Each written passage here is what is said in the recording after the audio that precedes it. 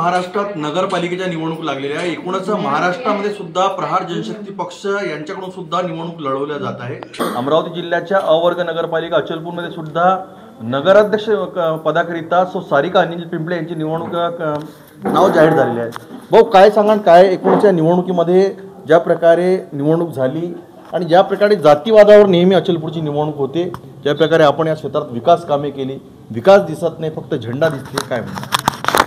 एकंदरीत निवडणुका राजकीय पक्ष जाती धर्मावर नेण्याचा प्रयत्न करणारच आहे आणि नेमकं आम्ही त्याला तोडायचं आहे। एका इकडे काम काही करायचं नाही, निवडणूक आल्या का धर्माधर्मामध्ये वाद निर्माण करायचा, हिरव्या भगव्याची लढाई दाखवायची, अशा पद्धतीनं जो काही एकंदरीत कार्यक्रम टाकला जातं किंवा लोकांना संभ्रमित करण्याचा प्रयत्न होतो, त्याचे परिणाम लोकांना भोगले आहे। म्हणजे माझ्या निवडणुकीत बटेंगे तो कटेंगे म्हटल्यानुसार काही आमच्या जवळचे लोक चालले गेले, हिंदू म्हणून काही लोक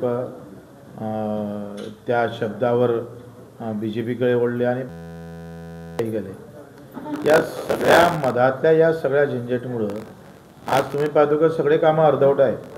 म्हणजे 200 बेडचं हॉस्पिटलचं काम ते बसलं, 105 न्यायालयाचं काम, 11 न्यायालयाचं काम ते सुद्धा तसंच आहे। अर्धून अधिक 150 कोटीचे रस्ते आहेत, ते पण त्याची सुरुवात नाही आहे। सगळं जर पाहिलं तर सगळं थंड बस्त्यात असलेली अवस्था आहे। एका वर्षात किती निधी आणला हे जर तपासलं तर इन ॲव्हरेज 4 वर्षात किती निधी येईल याची तुम्हाला परीक्षा होईल, म्हणजे लक्षात येईल। माझं म्हणणं आहे का निवडणुका हा मुद्द्यावर, विचारावर आणि विकासावर झाल्या पाहिजे, त्या धर्मावर नाही। कारण दोन धर्मातले काही तिथं पाठवायचे नाही, तिथे काही कुस्ती खेळवायची नाही। इथं सामान्य लोकांचा आवाज म्हणून कोण राहील, तो कशा पद्धतीनं त्या सगळ्याकडे कसं लक्ष ठेवता येईल ते पाहिलं पाहिजे। आम्हाला असं सांगितलं जात होतं का बाबा खाली जर विधानसभा निवडून दिली BJPची तर फिनले मिल एका महिन्यात सुरू होईल। आता फिनले मिल 11-12 महिने झाले, म्हणजे केंद्रात सत्ता BJPची आणि राज्यात सुद्धा सत्ता BJPची आहे आणि उपासमारीची वेळ आता कामगारांची आलेली आहे। म्हणजे भाजपचा खाली आमदार असताना सुद्धा त्याची अजूनही काही साधी सुनवाई नाही। याच्यावरून लक्षात घेतं का आपण फक्त निवडणुकीत जाती धर्माच्या मुद्द्यावर व्होटिंग केलं तर त्याचे परिणाम काय भोगावं लागतं ते लोक पाहत आहेत। चिखलदऱ्यामध्ये ज्या प्रकारे मुख्यमंत्र्यांचे जे नातेवाईक आहेत त्या म्हणजे बिनविरोध निवडून आले, यावर सुद्धा आपले काय नाही, ते असं बिनविरोध कोणीच निवडून आलं नाही अजून। त्याचं ते मला वाटतं ती चिखलदऱ्याची निवडणूक आहे आता लांबणीवर जाण्याची शक्यता आहे, कारण 53% वर ते तिथं आरक्षण OBCचं गेलं, त्याच्यानं ती निवडणूक डबल होईल, बाकी निवडणुका होणार। ज्या प्रकारे आपण या क्षेत्रात विकास कार्य केले, नगरपालिकेला जो निधी दिला अद्यापही ऐतिहासिक निधी मला वाटते आतापर्यंत उपलब्ध झाला नाही, परंतु लोकांना ही गोष्ट समजावी जेणेकरून त्यांनी कुठंतरी जातीवादामध्ये वाद असतं, हिंदू आणि मराठी भाषिक अशा पद्धतीचं केल्या जातं। वरते आलो तर मग ते हिंदू मुसलमान केल्या जातं, म्हणजे वरते हिंदू मुसलमान करणारे लोक त्याच जातीत अंतर्गत प्रभागात लढत असते। अंतर्गत जातीचे मुद्दे घेऊन तिथं मतं मागतोय। ही काही जाती धर्माची काही स्पर्धा लढाई थोडी आहे, कुस्ती थोडी आहे।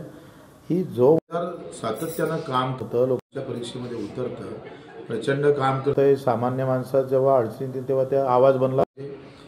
ही कार्यकर्त्याची टीम या निवडणुकीत खऱ्या अर्थानं उभी राहिली पाहिजे। ते आता धार्मिक आणि जातीची टीम उभी राहतं, त्याच्यामुळे लोकशाहीला त्याचा मोठा परिणाम येत्या काळात भोगावा लागेल। कारण खाली जर कार्यकर्ता जर उभा राहिला नाही तर समाजाचं पतन झाल्याशिवाय राहणार नाही। समाज म्हणजे मी एका अर्थानं एका समाज म्हणत नाही, तर समाजाला एका कार्यकर्त्याची गरज असते। जसं परिवारात एका चांगल्या पोराची गरज असते, तशीच गावाला सुद्धा एका चांगल्या कार्यकर्त्याची गरज असते। आणि तो कार्यकर्ता जर जाती धर्माच्या लढीत खचून जात असेल किंवा त्याच्यावर दुर्लक्ष होत असेल तर कार्यकर्त्याची टीम उभी कशी राहील? तुम्ही साधा सांगा का आपण जेव्हा लग्न जुन्यापणी सगळे कार्यकर्ते मिळून जेवण घेऊन वाढत होतो, इव्हन सगळं संगमतानं आणि सगळ्यांच्या प्रयत्नातून ते लग्न होतं, त्याचा एक वेगळा आनंद होता।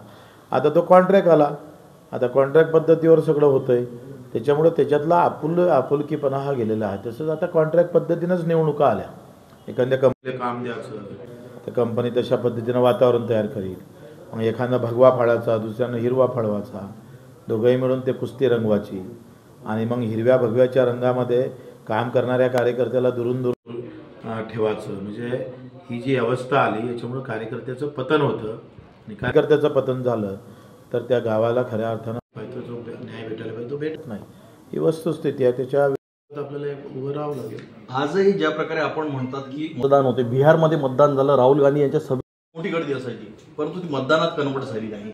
आजही आपल्याला या मतदान व्यवस्थेवर कन्वर्ट झाली ती काय होतं, ईव्हीएम मशीनमध्ये 5-6 प्रकारचे मतं परिवर्तित करता येतं. हे ईव्हीएम मशीन व्यवस्थित, तुम्हा माझा अधिक सवाल आहे का तो जो अजूनही काळा काच निवडणूक आयोग का ठेवतो.